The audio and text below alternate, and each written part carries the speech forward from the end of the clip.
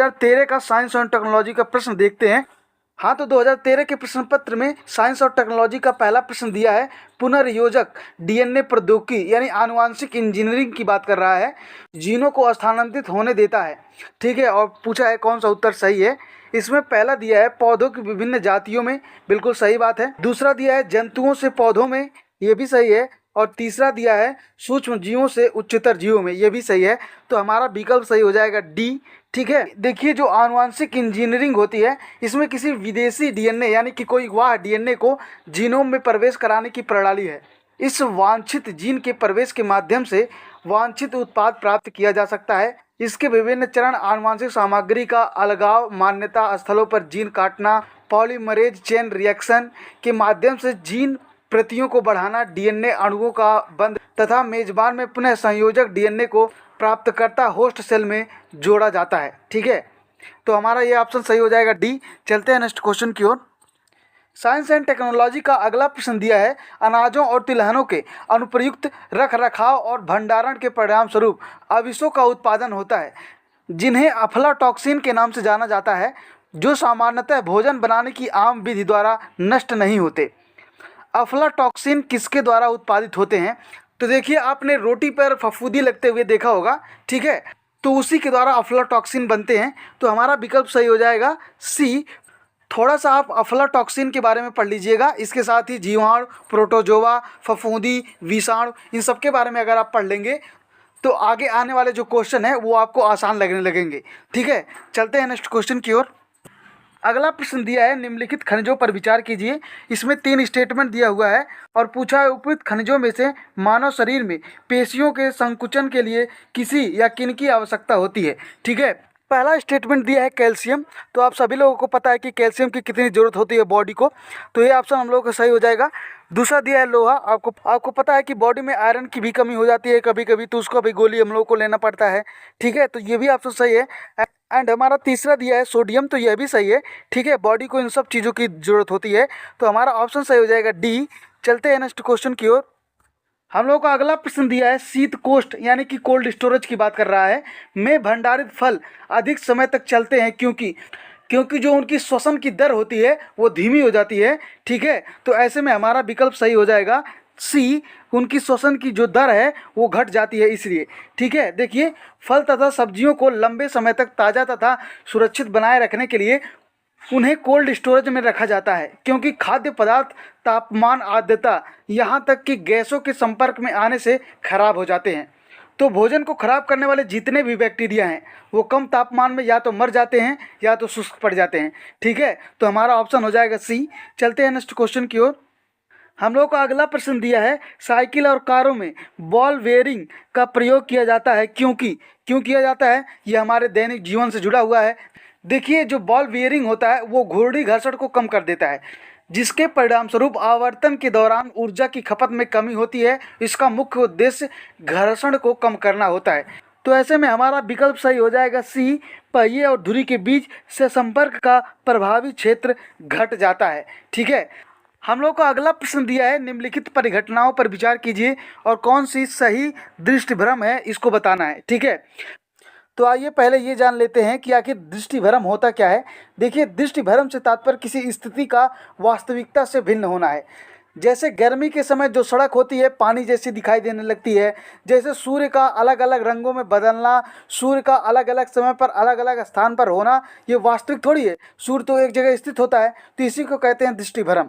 ठीक है, अब आइए अपना पहला स्टेटमेंट देखते हैं। पहला दिया है, गोधूल में सूर्य का आमाप, ये स्टेटमेंट हम लोग का सही हो जाएगा। दूसरा दिया है, उषा काल में सूर्य का रंग, यह भी सही हो जाएगा, अभी हमें एक देखा एग्जाम्पल में। तीसरा दिया है, उषा काल में चंद्रमा का दिखाई देना, तो चंद्रमा तो ऐसे ही होता है, ये गलत हो जाएगा। ठीक है, चौथा दिया है, आकाश में तारों का टिमटिमाना, तो ये ऑप्शन हम लोगों का सही हो जाएगा। ठीक है, पांचवा दिया है कि आकाश में ध्रुव तारे का दिखाई देना, ये गलत हो जाएगा। ठीक है, तो हमारा विकल्प सही हो जाएगा सी। चलते हैं नेक्स्ट क्वेश्चन की ओर। हम लोग का अगला प्रश्न दिया है, जब धूप वर्षा की बूंदों पर गिरती है तो इंद्रधनुष बनता है, इसके लिए निम्नलिखित में से कौन सी भौतिक परिघटनाएं जिम्मेवार हैं। ठीक है, और दिया है, नीचे दिए गए कूटों का सही उत्तर चुनिए। ठीक है, 3 स्टेटमेंट इसमें दिया है। आइए इसका पहला स्टेटमेंट देखते हैं। दिया है परिक्षेपण, ये सही है। दूसरा दिया है अपवर्तन, मैंने अभी कहा आपको कि प्रकाश का अपवर्तन पढ़ लीजिएगा। और तीसरा दिया है आंतरिक परावर्तन, यह भी सही है। तो हमारा तीनों विकल्प सही है, ऐसे में हमारा आंसर हो जाएगा डी। चलते हैं नेक्स्ट क्वेश्चन की ओर। हम लोग का अगला प्रश्न दिया है कई प्रतिरोपित पौधे इसलिए नहीं बढ़ पाते क्योंकि। तो देखिए प्रतिरोपण के दौरान जो उनका मूल रोम है, मूल रोम आप लोगों को पता होगा सबसे नीचे होता है, जो पानी को ऊपर लाता है ताकि पौधों को पोषक तत्व तो मिल सके। खनिज लवण ऊपर लाता है पौधों को पोषक बनाने के लिए, पौधों को जीवित रखने के लिए। मूल रोम नष्ट होने के कारण ऐसी स्थिति होती है। तो हमारा विकल्प सही हो जाएगा सी, प्रतिरोपण के दौरान अधिकांश मूल रोम नष्ट हो जाते हैं। ठीक है, चलते हैं नेक्स्ट क्वेश्चन की ओर। हम लोगों का अगला प्रश्न दिया है निम्नलिखित में से कौन सा सही कथन है। ठीक है, नीचे दिए गए कूटों का सही उत्तर चुनना है। आइए देखते हैं पहला स्टेटमेंट। पहला दिया है विषाणुओं में ऊर्जा उत्पादन के लिए आवश्यक एंजाइम नहीं होते, ये स्टेटमेंट सही है। ठीक है, दूसरा दिया है विषाणुओं को किसी भी संश्लेषित माध्यम में संवर्धित किया जा सकता है, ये स्टेटमेंट जो इसमें किसी भी दे दिया ना, ये इसको गड़बड़ कर रहा है। ठीक है, तो हमारा ये स्टेटमेंट गलत हो जाएगा। और तीसरा दिया है विषाणुओं का एक जीव से दूसरे जीव में संचारण केवल जैविक संवाहकों द्वारा ही होता है, ये देखिए स्टेटमेंट किस तरह से गलत हो गया। ठीक है, तो हमारा आंसर सही हो जाएगा ए। आप थोड़ा सा जीवाणुओं, विषाणुओं, कवकों इन सब के बारे में पढ़ लीजिएगा, साथ ही डीएनए, आरएनए इन सब के बारे में आप पढ़ के रखेंगे तो आगे आने वाले वर्षों में जो हम पीवाईक्यू करेंगे आपके लिए आसान हो जाएगा। चलते हैं नेक्स्ट क्वेश्चन की ओर। हम लोगों को अगला प्रश्न दिया है प्रकृति में ज्ञात बलों को 4 वर्गों में विभाजित किया जा सकता है, जैसे कि गुरुत्व, विद्युत चुंबकत्व, दुर्लभ नाभिकीय बल, प्रबल नाभिकीय बल। उनके संदर्भ में निम्नलिखित में से कौन सा कथन सही नहीं है, ये पूछा है। नहीं है, ये हम लोग को ध्यान रखना है। ए ऑप्शन दिया है गुरुत्व चारों में से सबसे प्रबल है, तो ये स्टेटमेंट हम लोग का गलत है। क्योंकि देखिए प्रबलता का जो सीक्वेंस होता है वो कुछ इस प्रकार होता है, सबसे कम होता है गुरुत्व। ठीक है, उसके बाद आपका आ जाएगा गुरुत्व के बाद कमजोर नाभिकीय बल, तो ये हो जाएगा। उसके बाद आपका आ जाएगा विद्युत चुंबकीय बल, तो विद्युत चुंबकीय बल, फिर आ जाएगा आपका प्रबल नाभिकीय बल। ठीक है, तो सबसे कमजोर होता है गुरुत्व बल। और हमारे क्वेश्चन में पूछा था कौन सा सही नहीं है, और पहला दे दिया है इसमें कि गुरुत्व चारों में से सबसे प्रबल है, तो इस चारों में से सबसे कमजोर है एक्चुअली, तो हमारा ऑप्शन हो जाएगा ए। ठीक है, चलते हैं नेक्स्ट क्वेश्चन की ओर। हम लोगों को अगला प्रश्न दिया है निकट अतीत में हिग्स बोसान कण के अस्तित्व के संसूचन के लिए किए गए प्रयत्न लगातार समाचार में रहे हैं, इस कण की खोज का क्या महत्व है। और दिया है नीचे दिए गए कूटों का प्रयोग करके सही उत्तर चुनना है। आइए पहले हिग्स बोसान कण के बारे में थोड़ा सा जान लेते हैं। देखिए यूरोपियन कण भौतिक प्रयोगशाला स्विट्जरलैंड में स्थित जॉर्ज हैड्रोन कोलाइडर के शोधकर्ताओं द्वारा जुलाई 2012 में इस कण की खोज करी गई थी। ठीक है, हिग्स बोसान कण हिग्स फील्ड से जुड़ा एक मूलभूत कण है। ठीक है, और यह प्रोटॉन से 150 गुना ज़्यादा भारी होता है।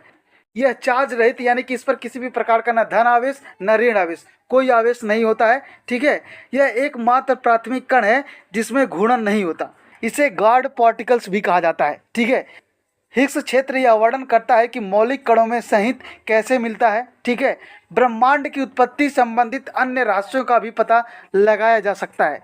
इसका तकनीकी संचार तथा नाभिकीय ऊर्जा से कोई लेना देना नहीं है। आइए अब हम अपना पहला स्टेटमेंट देखते हैं।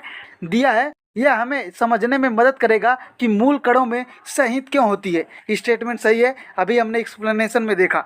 दूसरा दिया है यह निकट भविष्य में हमें 2 बिंदुओं के बीच के भौतिक अंतराल को पार किए बिना एक बिंदु से दूसरे बिंदु तक पदार्थ स्थानांतरित करने की प्रौद्योगिकी विकसित करने में मदद करेगा। इस तरह का एक्सप्लेनेशन हमने देखा नहीं देखा, तो ये स्टेटमेंट गलत हो जाएगा। तीसरा दिया है यह हमें नाभिकीय विखंडन के लिए बेहतर ईंधन उत्पन्न करेगा, तो मैंने लास्ट में बताया था कि नाभिकीय विखंडन और संचार तकनीकी से इसका दूर दूर तक कोई लेना देना नहीं है, तो हमारा ऑप्शन सही हो जाएगा ए। चलते हैं नेक्स्ट क्वेश्चन की ओर। हम लोग को अगला प्रश्न दिया है कवक मूलीय यानी कि माइक्रोराइजल की बात कर रहा है। जैव प्रौद्योगिकी को निम्नलिखित स्थलों के पुनर्वास में उपयोग में लाया गया है, क्योंकि कवक मूल के द्वारा पौधों में क्या स्थिति होती है। आइए थोड़ा सा माइक्रोराइजा के बारे में पहले पढ़ लेते हैं। देखिए, माइक्रोराइजा कवक और पौधों के बीच सहजीवी संबंध को दर्शाता है। यह पौधों की वृद्धि तथा विकास हेतु महत्वपूर्ण भी होता है। अगर हम इसके फायदे की बात करें तो देखिए, माइक्रोराइजा पौधों की पोषण ग्रहण करने की क्षमता को अनुकूलित करता है, क्योंकि फास्फोरस जैसे पौधों को आसानी से अवशोषण में मदद करता है। ये जैव उर्वरकों की तरह कार्य करते हैं, सूखे से लड़ने में मदद करते हैं। पीएच की अति सीमाओं यानी कि कम या ज़्यादा किसी भी तरह का हो सकता है को सहन करने में सहायक, क्योंकि माइक्रोराइजा इनकी मात्रा को आवश्यकता अनुसार अवशोषित करता है। ठीक है, विभिन्न रोगों से लड़ने में सहायता करते हैं। और यह बात आप हमेशा ध्यान रखिए कि यूपीएससी सूक्ष्म जीवों के बारे में बार बार प्रश्न पूछता है, किसी स्वास्थ्य के बारे में प्रश्न पूछता है, तो हमें ये सब पढ़ के जाना ही चाहिए। ठीक है, अब आइए हम अपना पहला स्टेटमेंट देखते हैं। पहला स्टेटमेंट इसमें दिया है, सूखे का प्रतिरोध करने एवं अवशोषण क्षेत्र बढ़ाने की क्षमता आ जाती है। स्टेटमेंट सही है। दूसरा दिया है, पीएच की अति सीमाओं को सहन करने की क्षमता आ जाती है। यह भी सही है, अभी हमने अपने एक्सप्लेनेशन में देखा। तीसरा दिया है, रोगग्रस्तता से प्रतिरोध की क्षमता आ जाती है। यह भी सही है, हमारा विकल्प हो जाएगा डी। तो दोस्तों, आज हम लोगों ने यूपीएससी 2013 का साइंस एंड टेक्नोलॉजी का प्रश्न कर लिया। अब कल हम यूपीएससी 2014 का साइंस और टेक्नोलॉजी का प्रश्न करेंगे। Thank you so much for watching this lecture.